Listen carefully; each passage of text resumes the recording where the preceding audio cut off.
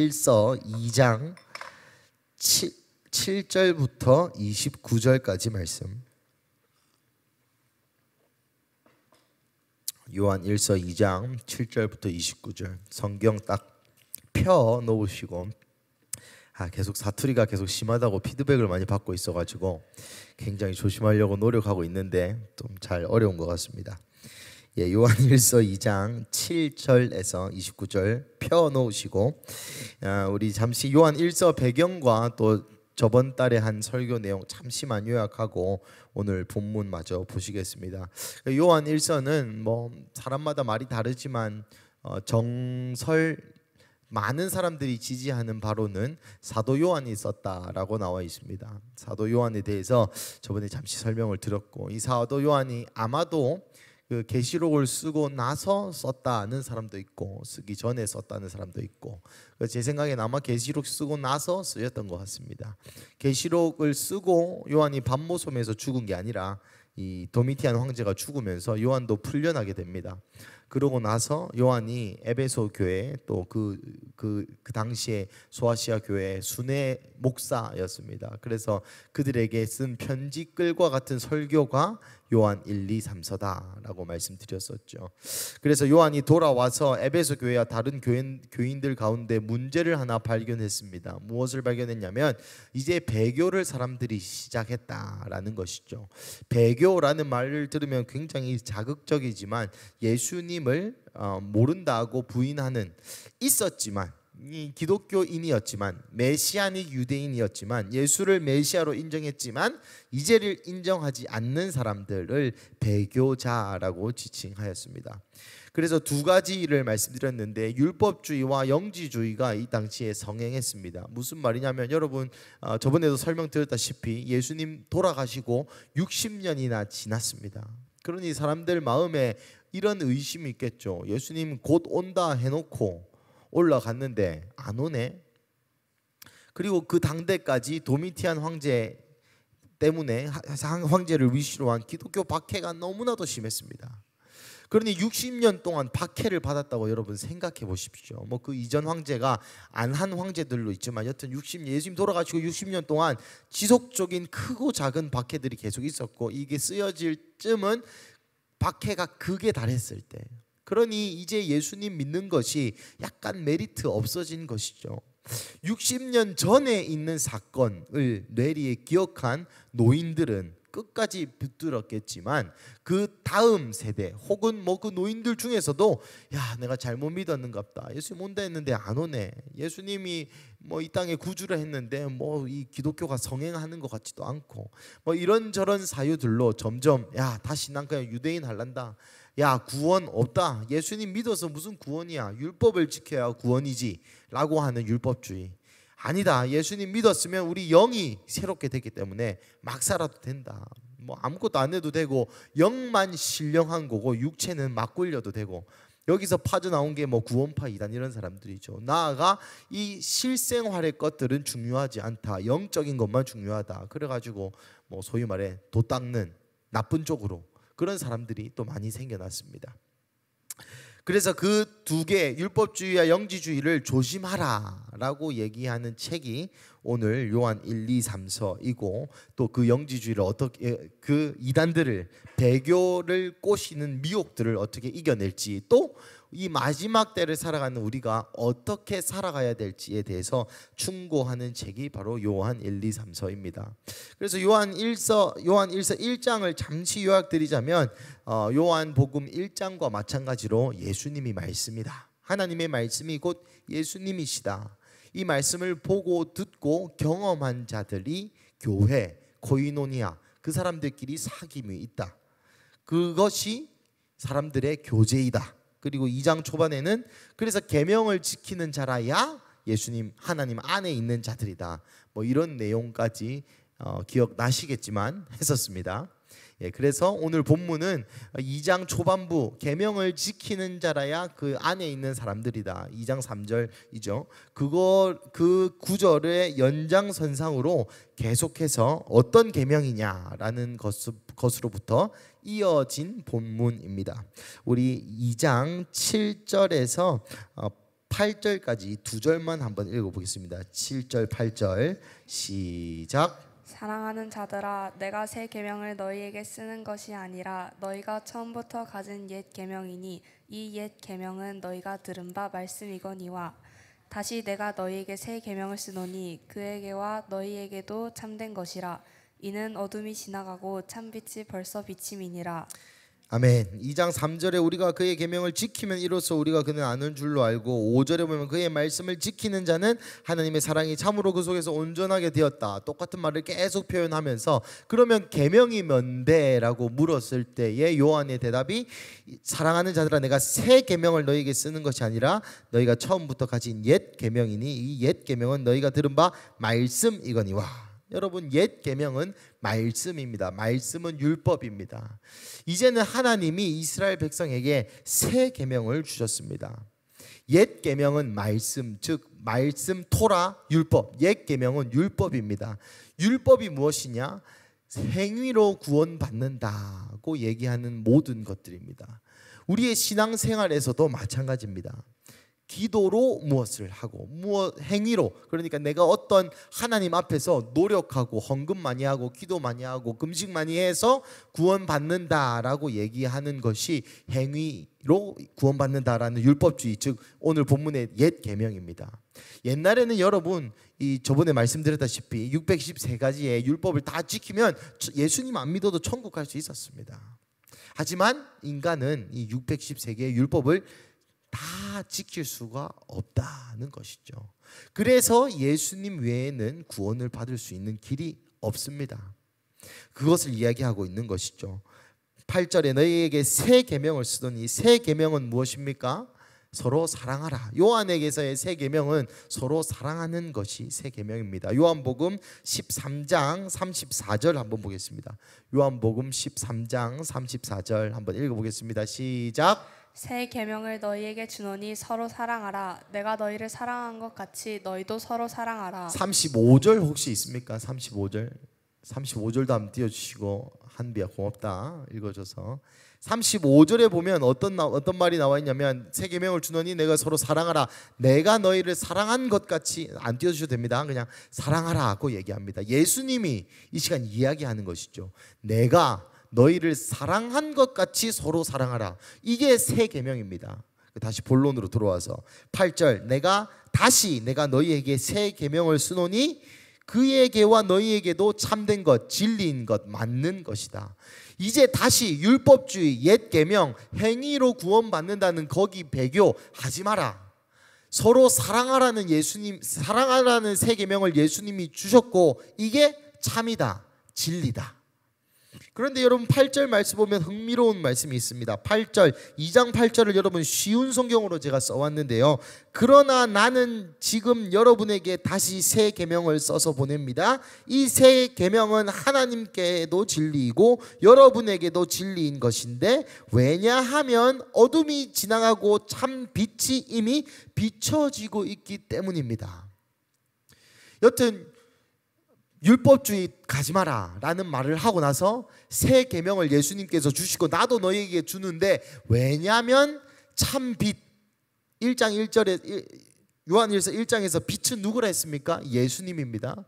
참 빛, 즉 예수님이 이미 비춰지고 있기 때문에 이 새 계명을 주었다고 표현하고 있는 거죠. 말이 좀 어렵죠. 조금 더 쉽게 표현하면은 이 계명, 서로 사랑하라는 이 계명은 참 빛이 이미 벌써 비춰졌기 때문에 가능하다라는 말입니다. 무슨 말입니까? 우리가 서로 사랑하는 것이 예수님의 빛이 없으면 할 수 없다는 얘기죠. 율법도 마찬가지였고 이 새 계명도 마찬가지였고, 결국은 예수님을 통하지 않고서는 우리가 그 어떤 계명도 이룰 수 없다고 얘기하고 있는 것입니다. 서로 사랑하다, 이 계명이 가능합니까? 교회에게 하시는 말씀입니다. 어느 정도 제가 어제 묵상하면서 생각해봤는데 가능할 것도 같아요. 서로 사랑하는 거는. 왜냐하면 우리는 또 연수가 오래됐고 또 우리가 안지 몇 년입니까? 그리고 여기 앉아 계신 여러분들을 제가 개인적으로 굉장히 사랑합니다. 그런데 이 요한복음에서의 서로 사랑하라는 새 계명은 예수님이 우리를 사랑한 것 같이 사랑하는 거예요. 그럼 예수님이 우리를 어떻게 사랑하셨습니까? 첫 번째, 하나님이기를 포기하면서 사랑했죠. 말 그대로 모든 것을 잃어버리는 겁니다. 뭐 사장 자리, 대표 자리, 내 사업, 내 집, 내 건강, 내 뭐 시간, 내 감정, 모든 것을 잃어버리면서 사랑할 수 있습니까? 좀 어렵죠. 뭐 억지로 노력하라면 할 수도 있을 것 같습니다. 억지로 짓지 않으면, 저의 노력으로. 하지만 두 번째, 예수님이 어떻게 우리를 사랑하셨습니까? 스스로 죽으심으로 우리에 대한 사랑을 확증하셨다고 이사야 말씀은 얘기하고 있습니다. 여러분, 누구를 위해 여러분 죽을 수 있습니까? 저는 뭐 몇 명은 뭐 약간 그 몇 명은 진짜 노력하면 홧김에 죽어버릴 수도 있을 것 같습니다. 뭐 예를 들어서 어린애가 교회에 놀다가 차길로 뛰어드는데 누가 반대쪽에서 차가 온다 그러면은 에라 모르겠다 하고 뛰어들 수 있을 것도 같습니다. 어제 생각해봤는데. 그런데 여러분, 의지적으로 예수님처럼 나는 3년 반 뒤에 죽겠지, 30일 뒤에 죽겠지, 10일 뒤에 죽겠지, 나는 이 사람을 위해 죽을 거야 라고 확증해서 죽을 수 있는 사람이 제 아들 말고는 죄송하지만 없을 것 같은 그런 마음. 여러분, 하지만 예수님께서 우리에게 말씀하시는 계명은 내가 너희를 사랑한 것처럼 사랑해라. 똑같습니다. 이미 찬 빛이 우리에게 비추어졌기 때문에 우리가 그 빛으로 새 계명, 사랑할 수 있다. 예수님이 우리를 얼마나 사랑하는지 깨닫게 될 때에 다른 사람을 위해 죽어줄 수 있는 사랑을 우리가 할 수 있는 겁니다. 뭐 좋지 않은 비유지만 고기도 먹어본 놈이 잘 먹는다고. 사랑을 받은 자가 사랑할 수 있습니다. 예수님의 사랑을 느낀 자가 예수님처럼 사랑할 수 있습니다. 희한하게 그렇습니다. 인간의 노력으로, 인간의 의지로, 우리의 종교 생활의 양식으로 할 수 있는 것은 한계가 있습니다. 그리고 어쩌면 그것은 겉표면일 수 있습니다. 우리의 내면에서부터 예수님이 우리를 사랑하셨던 진심으로 이 사람을 죽을 수 있는 사랑의 힘, 그것은 예수님으로부터 온다라고 요한은 이야기하고 있는 것이죠. 두 번째, 9절에서 11절 한번 읽어보겠습니다. 시작. 빛 가운데 있다 하면서 그 형제를 미워하는 자는 지금까지 어둠에 있는 자요, 그 형제를 사랑하는 자는 빛 가운데 거하여 자기 속에 거리낌이 없으나 그의 형제를 미워하는 자는 어둠에 있고 또 어둠에 행하며 갈 곳을 알지 못하나니 이는 그 어둠이 그의 눈을 멀게 하였음이니라. 이것은 조금 떼서 봐야 되는데 9, 10, 11에 두 가지 부류가 나옵니다. 9절 11절에 보면은 형제를 미워하는 자가 나오고 10절에 보면은 형제를 사랑하는 자가 나옵니다. 형제를 미워하는 자와 사랑하는 자, 이 두 가지 그룹이 나오고 또 두 가지 대조적인 개념이 나오는데 그것은 어둠과 빛입니다. 아까 말씀드렸다시피 빛은 누구시죠? 예수님입니다. 어둠은 빛의 특성상 예수님이 없는 곳이 어둠입니다. 여러분, 어두컴컴하다 하면 불 좀 켜라 하지 않습니까? 빛이 없는 곳이 어둠이에요. 그러니 예수님이 없는 곳이 어둠입니다. 하지만 우리가 좀 이해를 돕기 위하여 좁은 의미의 어둠은 좁은 의미의 세상이라고 표현할 수 있겠습니다. 그러니 다시 한번 9절에서 11절을 읽으실 때 빛 대신에 예수님, 어둠 대신에 세상을 넣어서 한번 다시 읽어보겠습니다. 시작. 예수님 가운데 있다 하면서 그 형제를 미워하는 자는 지금까지 세상에 있는 자요, 그 형제를 사랑하는 자는 예수님 가운데 거하여 자기 속에 거리낌이 없으니 그 형제를 미워하는 자는 세상에 있고 또 세상에 향하여 갈 곳을 알지 못하나니 이는 그 세상이 그의 눈을 멀게 하였습니다. 아멘. 의미가 조금 더 확실히 와닿죠. 형제를 사랑하는 자는 예수님 안에 거하는 자, 형제를 미워하는 자는 스스로는 예수님 안에 있다고 말은 하고 스스로도 착각하나 사실은 여전히 세상에 있는 자고, 왜 내가 세상에 있는지 어둠에 있는지 이 사람이 분간을 못하냐? 눈이 멀어버렸기 때문에입니다. 본문에 의하면 예수님 안에 있느냐 없느냐를 어떻게 판가름할 수 있습니까? 형제를 사랑하냐 사랑하지 않느냐, 아니 사랑하냐 미워하냐의 차이에 있다는 것이죠. 미워하다는 말은 뭐 의지적으로 미워하고 그것도 맞을 수 있겠으나 사랑하지 않는 것이 또한 미움이다라는 것입니다. 그러니 형제를 내 목숨과 같이 사랑할 수 없다면 어쩌면 우리는 예수님 안에 없는 것일 수도 있다는 것이죠. 하지만 그와 반대로 10절에 형제를 사랑하는 자는 예수님 안에 거할 뿐만 아니라 어떻게 표현되어 있습니까? 마음에 거리낌이 없다. 여러분, 형제를 사랑하는데 왜 마음에 거리낌이 없겠습니까? 이 마음에 거리낌이 없다라는 원어적인 표현을 잘 살펴보시면 장애물이 없다, 가는 길에 걸리적거리는 것이 없다라는 표현입니다. 형제를 사랑하는 자는 예수님 안에 있고 예수님 안에 있는 그는 형제 사랑을 통하여 오히려 예수님을 사랑하는 그 마음에 걸리적거리는 게 없다는 말입니다. 저는 예수님을 사랑하는데 걸리적거리는 것이 너무나도 많습니다. 중독도 있고 게으름도 있고 분노도 있고 욕심도 있고 교만도 있고 음란도 있고 많습니다. 하지만 이것을 해결하기 위해서 제가 해야 될 것은 형제를 사랑하는 일이라는 것이죠. 형제를 사랑하게 될 때에 깨닫게 되는 거예요. 아, 예수님이 나를 이렇게 사랑하셨구나. 형제를 사랑하게 될 때에 예수님의 사랑이 체휼되는 것입니다. 형제를 사랑하게 될 때에 그 사랑이 내 안에서 나타나서 나가는 것이 아니라 예수님이 부어주시는 사랑으로 흘려보내서 그 형제를 사랑하게 되니 예수님의 사랑이 흘러 들어올 때 내 마음에 거리끼는 것도 다 없어지게 된다는 것입니다. 그래서 결론적으로 형제를 사랑하게 될 뿐만 아니라 예수님을 사랑하는, 예수님을 극단적으로 사랑하는 내 마음 가운데에 걸리적거리는 것이, 거리낌이 없어지게 된다라고 요한은 우리에게 가르침을 주고 있습니다. 그렇습니다. 우리는 예수님을 사랑하고 있다고 스스로 착각할 때가 있습니다. 저조차 예수님 너무 좋고 예배 때 예수님 너무 사모하고 눈물이 나고 예수님 생각만 해도 마음이 떨리지만 형제를 사랑하는 행위, 형제를 사랑하는 마음이 내 삶에 없다면 성경이 얘기하기를 그거 가짜 사랑이다, 자기 연민일 수 있다, 그거 예수님을 사랑한다고 착각하시는 것일 수 있다라고 우리에게 경종을 울리는 것입니다. 우리 계속해서 말씀을 한번 읽어보겠습니다. 12절부터 14절까지 한번 읽어보겠습니다. 시작. 자녀들아, 내가 너희에게 쓰는 것은 너희 죄가 그의 이름으로 말미암아 사함을 받았음이요.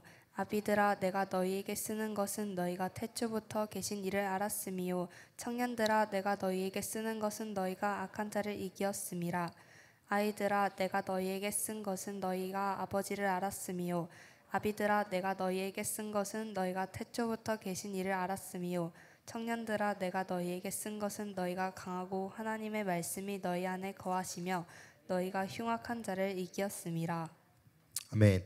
형제 사랑하기 세 계명에 대해서 얘기하고 나서 요한은 그 공동체의 가족들에게 이야기합니다. 몇몇 책들은 이 구절을 가지고 한 개인의 영적인 신학의 성숙도에 따른 사도 요한의 코칭이라고 이야기하기도 합니다만은 저는 개인적으로 동의하지 않습니다. 저는 개인적으로 이것이 실제 그 교회 안에 젊은 세대, 중청년 세대, 아비 세대들에게 요한이 하는 실질적인 조언이다라고 생각합니다.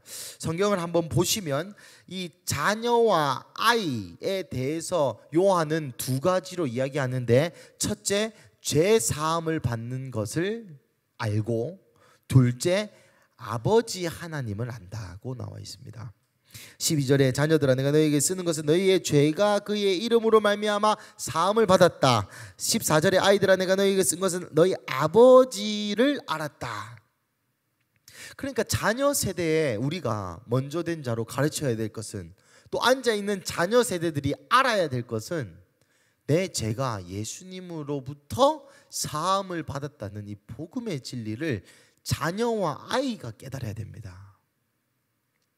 자녀와 아이 때 우리가 가르치고 교육해야 될 것은 예수님으로부터, 예수님 때문에 너의 죄가 사함 받았다는 이 복음의 진리를 전수하고 가르쳐야 된다는 것이죠. 아이 때에 그것을 깨달아야 됩니다. 그래야만이 정죄감이 없어요. 그래야만이 내가 죄를 짓는다 하더라도, 실수한다 하더라도 다시 돌아올 수 있는 여지가 있습니다. 좀 불편한 얘기는 아니죠. 제가 어디 설교를 갔습니다. 선교사 자녀들이 한 20-30명 있는 곳이었는데 예수님 믿는 사람 다 손 들었습니다. 예수님 만나본 사람 아무도 손 안 들었습니다. 한 명 딱 손 들었습니다. 우리의 다음 세대 자녀들이 지금 어떤 상황이냐면, 예수님을 알고 듣고 인정하고 믿지만 만난 적은 없다는 것이죠. 예수님의 십자가가 절절히 나의 죄 때문이었던 것을 깨닫는 그 시간, 그 인카운터, 그 기억이 우리 다음 세대들 가운데 없어지고 있다는 것입니다. 그리고 착각하는 것이죠. 난 진짜 믿어요. 난 진짜 믿어요. 예수님이 진짜 돌아가시고 죽고 내 죄 때문에 그랬다는 거 나 진짜 믿는데 만나지는 못해. 오늘 성경의 표현에 알았다는 표현은 경험적으로 아는 것, 야다라는 말을 표현합니다. 경험적으로 아는 것, 느껴서 체험하는 암을 얘기한다는 것이죠. 그리고 자녀 때에는 하나님 아버지를 만나야 됩니다. 어떤 아버지입니까? 당자가 아직 갈 길이 먼데 달려가시는 아버지, 내가 어떤 잘못을 하더라도 용납하시는 내 아버지. 그래서 내가 넘어지고 죄를 짓고 내가 비난받아 마땅한 일을 할지라도 나를 품어주는 아버지를 자녀의 때에 만나야 된다는 것이죠. 그 자녀들이 어떻게 하나님 아버지를 만날 수 있겠습니까? 먼저 된 아비 세대를 통하여 만날 수 있습니다. 먼저 된 선배 세대가 그러한 아버지의 모습을 보여줌으로써 만날 수 있습니다. 유명한 신학자인 파스칼이라는 사람은 이렇게 표현합니다. 하나님 아버지상, 하나님 아버지에 대한 이미지는 개인의 아버지가 80%를 좌우한다. 그러니까 내 아버지가 어떤 사람이냐에 따라서 하나님 아버지가 어떤 사람인지 깨닫는다는 것이죠. 내 아버지가 맨날 두드려 패고 잘못하면 두드려 패고 하는 아버지면 하나님 아버지도 내가 잘못하면 번개치고 그런 하나님으로 깨달을 수 있고, 내 아버지가 나를 버리면 하나님 아버지 이거 말하기도 힘들어합니다. 자녀와 아이 때는 예수의 이름으로 내 죄를 사함받았다는 이 복음의 확실한 정체성과 나를 사랑하시는 하나님 아버지를 만나야 된다. 둘째, 아비 세대들에게는 동일하게 얘기합니다. 창조주를 알았으며. 여러분, 왜 아비 세대들에게 창조주를 알았다고 표현하는 걸까요? 창세기 1장을 몰라서 그런 걸까요? 아비 세대들에게 창조주를 안다는 의미는 모든 것이 하나님의 것이라는 것을 인정해야 된다라는 말입니다. 아시겠지만 시간이 지나고 나이가 들어감에 따라 손에 쥘 것이 더 많아지게 됩니다. 젊은 청년 때 홀몸으로 순교하기 쉽습니다. 하지만 자식 둘, 셋 낳고 순교하기 어렵습니다. 5만 배는 더 어렵습니다. 내 주머니에 있는 100만 원 헌금하기 쉽습니다. 하지만 100억은 헌금하기 어렵습니다. 그런 것이죠. 나이가 들매 따라, 내 인생의 연차가 쌓여감에 따라, 내가 이룬 것이 많아짐에 따라 기억해야 될 것은 이 모든 것이 창조주의 것이다. 내 돈이 아니라, 내 월급이 아니라, 내 집이 아니라, 내 인생이 아니라 창조주가 만든 피조물이요, 시간도 하나님이 만든 피조물이며 내 돈도 하나님이 만든 피조물이다라는 것을 기억하고 인정할 것이 아비 세대들을 권면하는 사도 요한의 말씀입니다. 청년들은 한 가지로 얘기합니다. 이겨라. 이기는데 뭘로 이깁니까? 하나님의 말씀으로 이기는 경험을 해야 된다는 말입니다. 여러분, 이기다라는 말에는 숨은 의미가 있는데 싸움이 있을 것을 전제하는 말이 이기다입니다. 뭐 싸울 사람도 없는데 이겼다, 이게 말이 안 되지 않습니까? 누군가 싸우고 붙어서 승리해야, 그런 경험이 있어야 한다는 것입니다. 청년들의 삶 가운데 많은 가치관들과 많은 인생의 요구들이 휘몰아칩니다. 야, 그래도 월급 한 300 정도는 받아야지, 그래도 서울로 가야지. 뭐 서울로 가는 게 나쁘다는 게 아닙니다. 그래도 뭘 해야지, 그래도 이걸 해야지, 그래도 스펙을 쌓아야지, 그래도 이런 거 저런 거 이것저것 저것저것 다 해야지. 그 가운데에 말씀으로 싸워서 이기는 겁니다. 그냥 공짜로 이기는 게 아니라 고민하고 갈등하고, 이게 주의 음성이 맞나 안 맞나 잘못 가보기도 하고, 세상의 유혹에 이끌려 유혹도 선택해보기도 하고, 그러한 과정을 통해서 하나님의 말씀을 끝까지 붙듦으로 싸워서 이기는 경험이 필요하다는 것입니다. 그것이 야성이죠. 하나님의 말씀은 세 가지 의미로 해석될 수 있습니다. 첫째, 예수님. 둘째, 진짜 성경 말씀. 셋째, 사명. 그러니 청년 때 여러분 고민 있으십니까? 힘드십니까? 마음이 괴로우십니까? 하나님의 말씀으로 싸워 이기는 경험을 하셔야 돼요. 계속 싸움이 있을 것입니다. 계속 어려울 것입니다. 앞으로 더 어려워질 거예요. 그때마다 더 큰 영광이 있고, 더 큰 승리가 있고, 더 큰 하나님의 말씀이 있을 것입니다. 그렇게 되면, 그렇게 계속 싸움을 하다 보면, 그렇게 말씀의 검을 들고 계속 싸우다 보면 감이 생깁니다. 이것이 하나님의 말씀인가 아닌가, 내가 어떻게 싸워야 되는가. 그러한 경험을 통해 인생을 읽어나가는 것입니다. 15절에서 17절. 그래서 여러분, 청년들에게 전하고 싶은 말씀이 수동적인 기독교인이 되지 않기를 주님의 이름으로 간절히 축복합니다. 그냥 교회에 와서 은혜 받고 눈물 흘리고 위로받고 가는 그런 종교가 기독교가 아닙니다. 손톱이 뽑히더라도 말씀을 사수하는,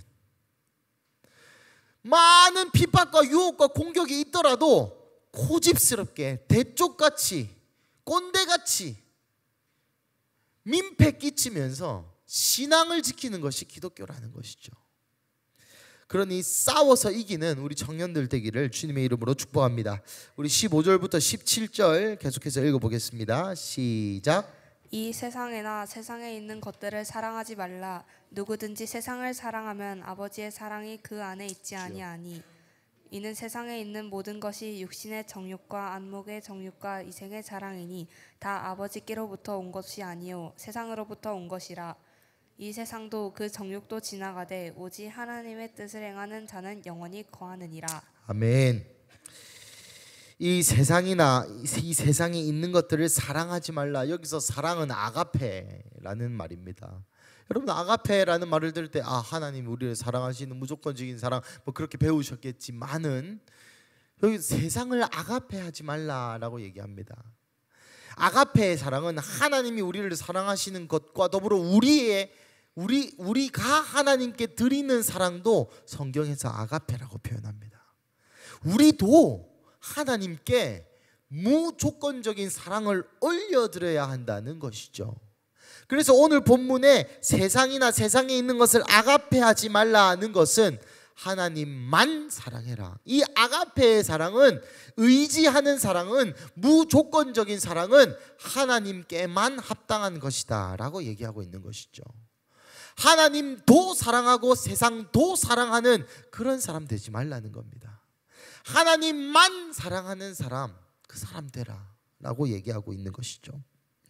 나아가 17절의 말씀이 좀 흥미롭습니다. 16절 나아가 16절에는 그래서 우리가 세상을 아가페 할 때에, 세상을 사랑할 때에 우리가 걸리는 세 가지 범주가 나오는데, 첫 번째 육신의 종욕, 안목의 종욕, 이생의 자랑. 조금 한국말로 제가 바꿨을 때는 이 세 가지입니다. 죄송합니다. 한국말로 바꿨을 때는 이 세 가지입니다. 욕심과 쾌락과 교만입니다. 욕심 따라해 보십시다. 욕심과 쾌락과 교만. 잘 생각해 보면 이 세 가지에 다 걸립니다. 중독, 쾌락이죠. 또 자랑하는 거 교만이죠. 남을 시기하는 거 이것도 교만입니다. 욕심과 쾌락과 이 교만에, 이것은 다 세상에서 나온 것인데 이것을 아가페하지 마라. 사랑하지 마라. 마음을 두지 마라. 하나님도 사랑하고 돈도 사랑하고, 하나님도 사랑하고 성공도 사랑하고, 하나님도 사랑하고 잘 먹고 잘 살고 좋은 아파트 좋은 직장도 사랑하는 삶 살지 마라 고 이야기합니다. 참 쉽지 않죠. 그러면서 17절에 무서운 말씀을 합니다. 이 세상도 정욕도 지나가되 오직 하나님의 뜻을 행하는 자는 영원히 거하느니라. 이 세상도 이 정욕도 지나갑니다. 여러분, 이 지나가다라는 것은 어떤 사람이 리드하는데 옆에 두고 간다 이 말입니다. 파라고라는 뜻인데, 어떤 행렬이 쫙 있는데 계속 쭉 가는데 옆에 두고 쭉 간다 이 말입니다. 곁에 놔두고 쭉 간다. 이 세상도 정욕도 곁에 놔두고, 곁에 두고가 아니고 사이드로 치워버리고 비껴버리고 간다라는 것이죠. 무엇이 가겠습니까? 하나님의 임재, 하나님의 영광, 하나님의 뜻, 하나님의 경륜, 하나님의 나라는 하나님의 타이밍에, 하나님의 방법으로, 하나님의 때에 맞게 갑니다. 우리 기다려주지 않습니다. 인내하시죠. 하지만 하나님의 경륜은 한낱 인간 따위인 우리를 기다려주지 않습니다. 제가 과하게 설명한 거 맞습니다. 하나님 상황 갈 때를 꺾지 않으십니다. 하나님 끝까지 인내하십니다. 하지만 하나님 촛대를 돌려버리시는 하나님이시기도 합니다. 이생의 정욕과 이런 것들을 잡고 있는 나는 어떻게 되겠습니까? 하나님만 안 사랑하고 욕심과 쾌락과 교만을 잡고 있는 나도 하나님의 행렬은 저만치 가고 여기 남겨지게 된다라는 말입니다. 그와 반대로 하나님의 뜻을 행하는 자는 영원히 거한다. 여러분, 하나님의 말씀, 주의 말씀은 영원하지 어떻게 하나님의 말씀을 행하는 우리가 영원히 거합니까? 영원히 거합니다. 우리가 영원히 거할 뿐만 아니라 하나님의 말씀을 계속 쫓고 민감하게 반응하고 세상을 따르지 않고 하나님만 아가페 사랑하는 우리는 그 임재를 계속 따라가게 돼 있고, 계속 따라가다 보면 어느 순간 어느 때 영원히 그 임재와 함께 살게 될 것입니다. 그것이 천국이죠. 그리고 하나님의 말씀을 따랐던 사람, 우리의 영만 영원히 함께하는 것이 아니라 우리의 상급도 영원히 함께한다는 것을 기억하시기를 주님의 이름으로 축복합니다. 여러분, 우리의 100년을 어떻게 사느냐에 따라서 천국의 상급이 제가 믿기로는 무조건 다릅니다. 무조건 다릅니다. 우리가 100년 동안, 짧게는 길게는 100년이고 우리가 이 인생 지구에서 어떻게 살아가느냐가 천국에서의 영광을 결정합니다. 천국에 올라갔을 때 여러분 어떻게 말씀하시겠습니까? 돈 벌다가 자식 키우다가 왔습니다. 이렇게 말씀하시겠습니까? 하나님 내게 주신 사명 다 감당했습니다. 이렇게 말해야 되지 않겠습니까? 그 얘기를 요한이 하고 있는 것입니다. 오직 하나님의 뜻을 행하는 자는 영원히 거한다. 매노한다. 영원히 머무른다. 그곳에. 우리 계속해서 읽어 보시겠습니다. 우리 18절부터 그 전에 한 가지만 더 말씀드리자면, 제가 청년교회 때 이러한 비유를 많이 듭니다. 여러분 생각해 보십시오. 예수님을 잡고 저 세상이 땡기는 것과 눈에 밟히는 것과 세상을 잡고 예수님이 눈에 밟히는 것은 드러나는 양태, 드러나는 모습은 비슷할 수 있습니다. 뭔가 마음에 찔리고 뭔가 마음이 부담이 좀 있고, 우린 다 기독교인이니까, 나 예수님 믿으니까 뭔가 조금 더 해야 될 것 같고 라는 느낌에 드러나는 표상은 비슷할 수 있으나 그 끝은 전혀 다른 끝이 될 것입니다. 예수님을 꽉 붙잡고 있고 세상이 가끔씩 땡기는 것은 어쩔 수 없어요. 인간의 본성이 악하기 때문에. 그러한 자들에게는, 하지만 예수님을 잡고 있는 그 자들에게는 그 십자가를 통하여 주님의 보혈의 호의와 능력을 말미암아 그 세상에 계속 견눈질하는 내 시각이 끊어질 수 있습니다. 하지만 세상을 붙잡고 예수님이 눈에 밟히는 사람들은 끊어지는 은혜 없습니다. 세상을 내가 원해서 잡고 있기 때문입니다. 세상을 내가 사랑하기 때문입니다. 그래서 내 마음에 계속해서 부채감, 부담감, 정죄감이 쌓이게 되고, 이 세상을 붙잡고 있고 예수님이 땡기는 사람의 끝은 결국 패배주의와 회의주의로 빠지게 됩니다. 해봤는데 안 된다. 나 예수님 믿었고 열렬히 사랑했고 수련회도 갔고 철야기도도 했고 눈물도 많이 쏟았는데, 그래서 내가 직장 생활을 하면서 예수님이 땡겨서 헌금도 많이 하고 1000번째 예물도 드리고 새벽기도도 오고 기도도 많이 했지만 뭐 없더라. 그 사람이 눈 어둠에 있어서, 세상에 있어서 눈이 먼 사람들입니다. 오늘 본문의 말씀처럼 결국 똑같이 보이지만 그 끝은, 이 사람은 천국 갔을 때에 네가 끝까지 내 말씀을 붙들었다, 내 소망을 붙들었다, 내 사명을 붙들었다 라고 평가받는 사람이 될 것이고, 이 사람은 천국은 가겠지만 나중에 본문에 나오는 것처럼, 성경에 나오는 것처럼 그때에 부끄러움을 입는다라는 표현이 있었습니다. 여러분, 천국은 눈물과 고통이 없는 곳입니다. 하지만 제가 감히 추측하기로는 안타까운 감정은 남아있을 것 같습니다. 왜 그렇게 살지 못했을까? 왜 예수님 좀 더 사랑 못했을까? 왜 그 말씀이 있었을 때 주저했을까? 왜 그 말씀 들었을 때 거절했을까? 왜 나는 돈만 벌다가 죽었을까? 라는 안타까움과 후회가 있을 것 같습니다. 우리 18절 19절 한번 읽어보겠습니다. 시작. 아이들아, 지금은 마지막 때라. 적그리스도가 오리라 말을 너희가 들은 것과 같이 지금도 많은 적그리스도가 일어났으니 그러므로 우리가 마지막 때인 줄 아노라. 그들이 우리에게서 나갔으나 우리에게 속하지 아니하였나니 만일 우리에게 속하였더라면 우리와 함께 거하였으려니와 그들이 나간 것은 다 우리에게 속하지 아니함을 나타내려 함이니라.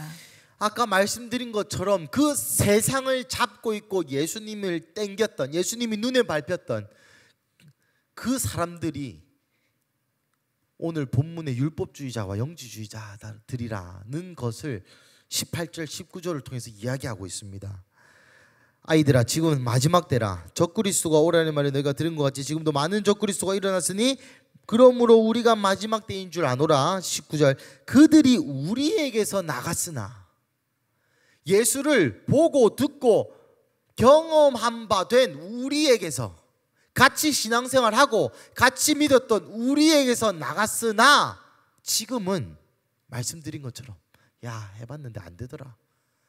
60년 전에 예수님 개뿔 안 오잖아. 온다 했는데 안 오잖아. 신앙생활 열심히 나 했잖아. 근데 뭐 없다니까. 다시 와라 라고 오히려 꼬시는 것이죠.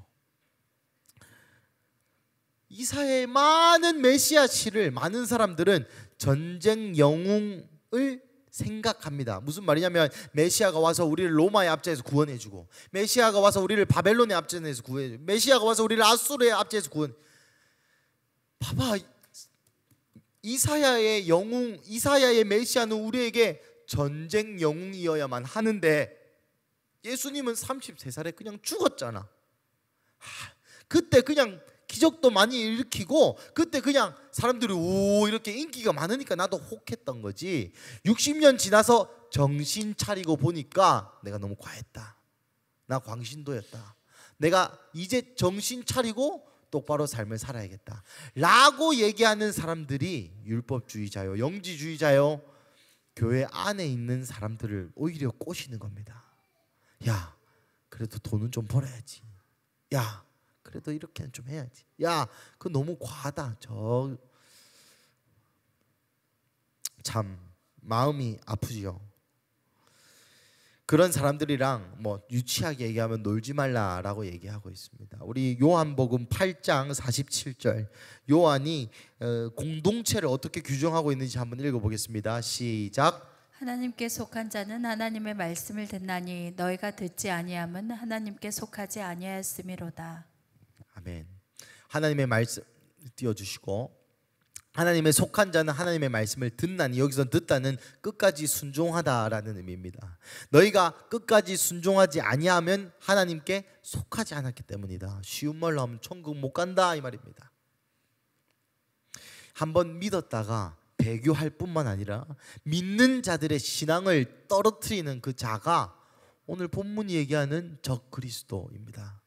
적그리스도의 가장 큰 특징은 환난을 오게 하고 그 다음에 미혹하는 것인데, 이 미혹에 대해서 요한은 계속해서 이야기합니다. 20절부터 23절 읽어보겠습니다. 시작. 너희는 거룩하신 자에게서 기름 부음을 받고 모든 것을 아느니라.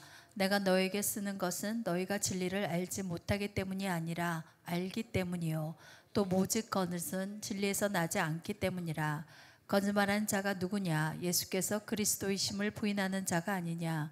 아버지와 아들을 부인하는 그가 적그리스도니, 아들을 부인하는 자에게는 또한 아버지가 없으되 아들을 시인하는 자에게는 아버지도 있느니라. 아멘. 그래서 그 미혹하게 하는 자, 적그리스도가 누구냐? 그 사람들이 적그리스도들이다. 적그리스도의 가장 큰 특징은 미혹하는 건데, 미혹 즉 거짓말입니다. 거짓말하는 건데, 무슨 거짓말을 하냐? 야, 얘가 5개 먹었는데 6개 먹었다라고 거짓말하는 게 아니라 예수님이 메시아가 아니다라고 얘기하는 거짓말을 하는 자가 적그리스도입니다. 다시, 예수님이 구원자가 아니다라고 얘기하는 자가 적그리스도라는 것이죠. 그래서 적그리스도가 뭐 뿔 달고 너 예수 믿으면 죽여버린다 이거 핍박하는 것도 적그리스도지만, 기본적으로 적그리스도는 예수님을 못 믿게 하는 게 적그리스도입니다. 예수님을 사랑하지 못하게 하는 것이 적그리스도입니다. 그래서 오늘 본문에도 그렇게 얘기하죠. 너희가 진리 즉 예수님을 모르기 때문에 하는 말이 아니라 너희 예수님을 알지 않느냐, 예수가 누군지 알지 않느냐, 예수님이 구원자고 그리스도이심을 너희가 알지 않느냐. 저 율법주의자들과 저 영지주의자들은 옛날에 너희랑 신앙생활 같이 했지만은 다 너희의 선배들이고 너희의 가족들이고 너희의 신앙 공동체 교인들 가족들이었지만은, 이제 그들이 얘기하는 것, 예수의 그리스도, 예수의 그리스도 되심, 예수가 구원자라는 것을 부정하고, 또 예수님 안 온다, 60년 지났잖아, 다시 온나 라고 얘기하는 게 그것이 적그리스도다 라고 얘기하고 있는 것입니다. 나아가 아들 예수님을 부인하는 자에게는 아버지도 없다. 여러분, 아버지 입장에서 여러분 생각해 보세요. 아버지 입장에서 아들을 누군가를 위해 죽였습니다. 근데 그 누군가가 내 때문에 죽은 거 아닌데요, 이렇게 얘기하면 그 아버지 입장에서 굉장히 열이 받겠죠. 실제 아버지도 이렇게 열받는데 하나님 아버지는 얼마나 열받으시겠습니까? 이 마지막 때에 가장 큰 환난은, 가장 큰 적그리스도의 활동은 미혹입니다. 그리고 사실 이것은 2000년 전뿐만 아니라 지금도 마찬가지입니다. 예수님이 구원자가 아니라고 하는 얘기. 큰 이야기로는 진짜 구원의 문제에 대해서 예수가 구원자가 아니다고 많은 사람들이 얘기하고 있습니다. 그리고 나아가 요즘은 모욕까지 하고 있죠. 그리고 개인적 차원의 신앙에서는 예수님을 구원자라고 아니라고 얘기하는 그 모든 것들. 야, 지금 네가 돈이 필요하지 기도가 필요하냐? 지금 네가 뭐가 필요하지 기도가 뭐가 필요하냐? 지금 누군가 좋은 유력한 사람 만나가지고 샤바샤바 해서 알랑방구를 껴서 이 사업적인 어려움을 문제를 해결해야지 왜 앉아서 기도만 하고 있냐? 네가 지금 뭔가를 열심히 해가지고 이거를 열심히 이뤄내가지고 열심히 뭔가를 해야지 뭐 하고 있냐? 라고 얘기하는 수많은 이야기들. 예수님이 나의 병의 구원자시오. 예수님이 나의 어려운 인간관계의 구원자시오. 예수님이 내 인생의 구원자시오. 실제 내 영이 천국 가는 그 구원뿐만 아니라 내가 이 땅에 발붙이고 살아가는 동안에 모든 나의 인생의 문제의 해결책은 예수 그리스도 한 분밖에 없다고 얘기하는 나의 신앙의 고백에 잿밥을 뿌리는 그 모든 이야기들이 거짓말들입니다. 성경은 이야기하고 있습니다. 먼저 그의 나라와 의를 구하라고. 그러면 모든 걸 더하신다고 하십니다.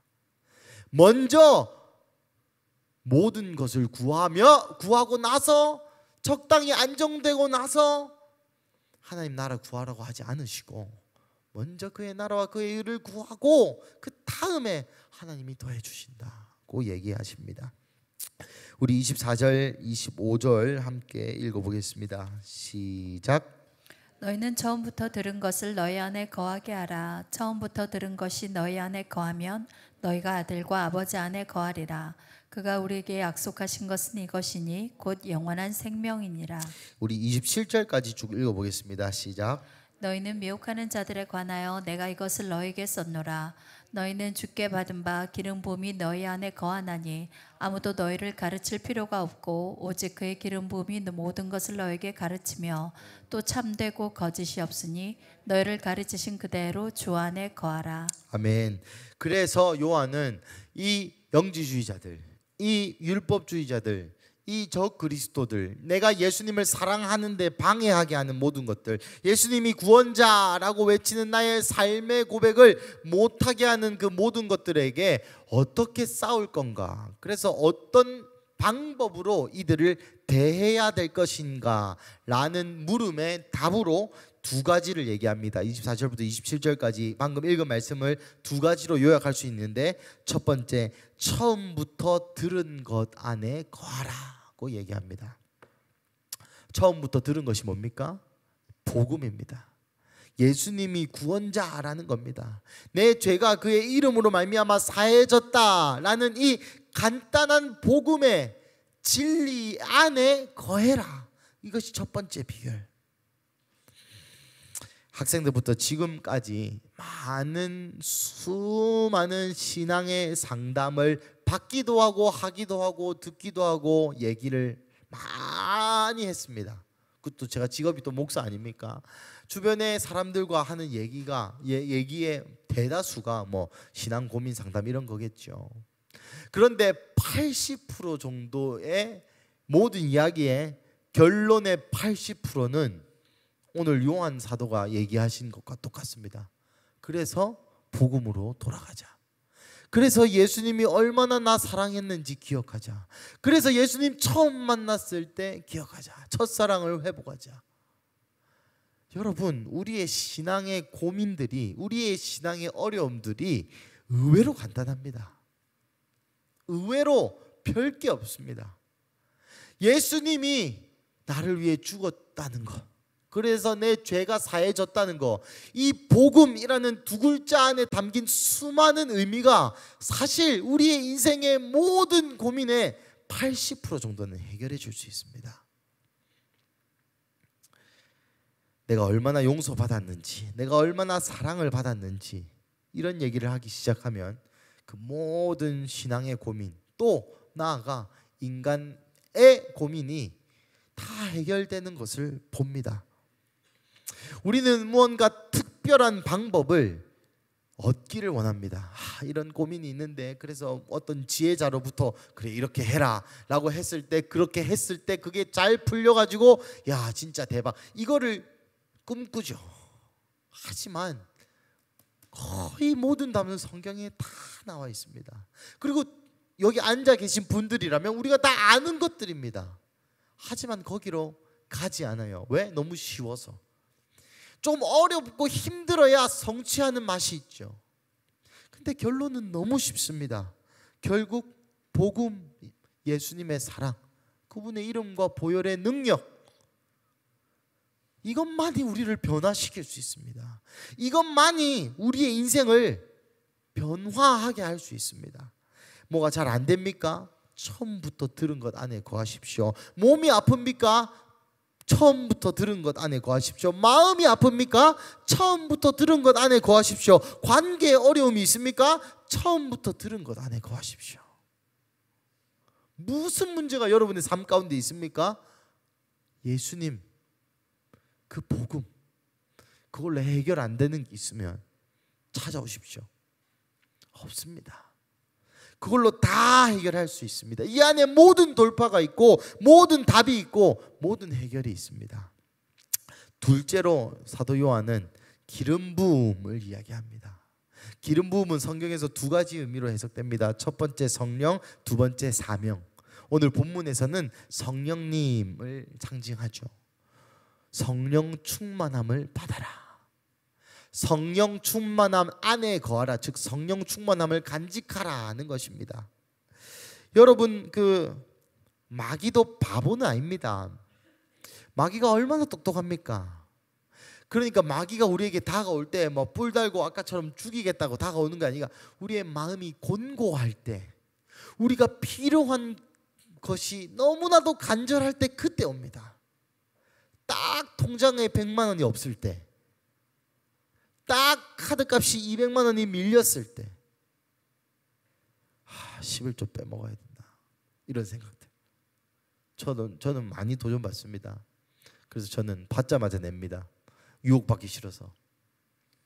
딱 필요할 때, 딱 누군가를 씹고 싶을 때, 딱 화내고 싶을 때. 여러분, 안 좋은 일을 항상 겹친다고 여러분 회사에서 이 많은 이 전문용어로 지청구를 하죠. 뭐랍니까? 그 혼남을 당하고 꾸지람, 죄송합니다. 많은 꾸지람을 듣고 왔는데 꼭 아내가 시비를 겁니다. 그죠? 꼭 화나는 상황에서는 더 화나는 일들이 있습니다. 그 사탄이 우리를 딱 화살로 쪼고 있다가 그런 상황이 발생되면 더 분노해라. 괜찮다. 오늘 너 하루 잡쳤지 않느냐. 너 화내도 괜찮아. 딱 슬픈 날에 더 슬픈 일이 생깁니다. 사탄이 바보가 아닙니다. 하지만 그럴 때에 의연하게 대처할 수 있는 방법은 성령의 충만함 말고는 없다는 것이죠. 그래서 바울 선생님의 말처럼 부하든지 가난하든지 일체의 비결을 성령 충만함으로 우리가 간직하는 것입니다. 그래서 우리가 어느 때라도 화내지 않을 수 있고, 어느 때라도 슬픔에 빠지지 않을 수 있고, 어느 때라도 돈 앞에서 흔들리지 않을 수 있고, 어느 때라도 음란 앞에서 넘어지지 않을 수 있습니다. 왜? 우리의 마음이 예수님으로 가득 차 있기 때문입니다. 성령님이 충만하다는 것은 성령님이 예수님을 조명하신다는 의미고, 내 안에 예수가 충만하도록 하는 것이 성령의 충만함입니다. 그래서 사도 요한은 성령의 충만함과 그리고 복음 꽉 잡고 있어라 고 권면합니다.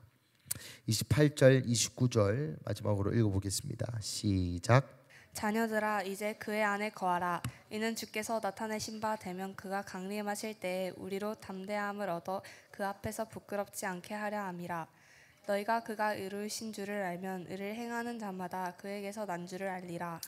예, 우리 예배팀 올라오시고, 그래서 사도 요한이 방금 말씀드린 것처럼 복음을 굳게 꽉 잡고 있는 너희여, 성령의 충만함을 간직하고 있는 너희여, 너희의 결론, 너희의 마지막이 이것인데 우리로 담대함을 얻어 그 앞에서 부끄럽지 않게 하려 함이라. 천국 소망이라는 것입니다. 우리가 이 세상에서 복음을 붙들고 성령의 충만함을 간직하는 이유는 천국 소망 때문이라는 것입니다. 하나님 행한 대로 갚으실 것입니다. 우리가 이 땅에서 어떻게 사느냐에 따라 천국의 상급이 달라진다는 이 진리가 이 시간 풀어주시기를 주님의 이름으로 축복합니다. 우리가 나쁜 짓 한 것은 다 해결됐습니다. 이 땅에서 두드려 맞았던지 아니면 고의로 지은 범죄가 아니었던지, 예수 믿는 우리에게는 그런 죄악, 여러분 천국 갈 때 계시록에 보면 악한 사람만 그들의 행위록과 명부가 있습니다. 우리는 그냥 이름 적힌 책만 있어요. 천국 가고 나서 우리가 행한 대로 주님께서 우리에게 상급 주실 때 아무것도 받지 못한다면 얼마나 부끄럽고 얼마나 후회가 되겠습니까? 사랑하는 군수 가족 여러분, 오늘 이 글을 읽고 있는 독자들은 예수 믿는 것 때문에 자기의 아들을 잃었습니다. 오늘 이 글을 읽고 있는 독자들은 예수 믿는 것 때문에 죽임을 당해야 됐고, 예수 믿는 것 때문에 가족에게서 외면당했고, 오늘날도 그런 사람들이 많습니다. 그 사람들의 헌신에 비하면 제가 하고 있는 헌신, 제가 겪고 있는 고난 아무것도 아닌 것이죠. 그런데 이 말씀을 묵상하면서 그런 생각이 들었습니다. 근데 내 상급은, 천국 가서 내 상급은,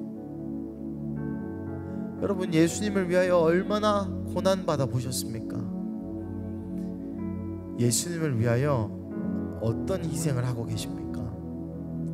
물론 여기 앉아 계신 분들은 많은 고생과 많은 희생을 하셨다라고 저는 생각합니다.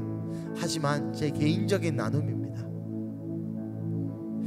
제가 예수님을 위해서 한 게 너무 없는 거죠. 기껏해야 성경 연구하고 전달하는 일, 나가가지고 전도하고 전도지 나눠주고 영접기도 해주고 얼음물 나눠주고 그런 일, 기껏해야 예배하다가 경찰들 와가지고 들어가세요 하는 일, 그게 무슨 고난입니까? 사랑하는 가족 여러분, 우리는 하나님이 하라고 하시는 일을 이루어 하나님을 영화롭게 하는 자입니다.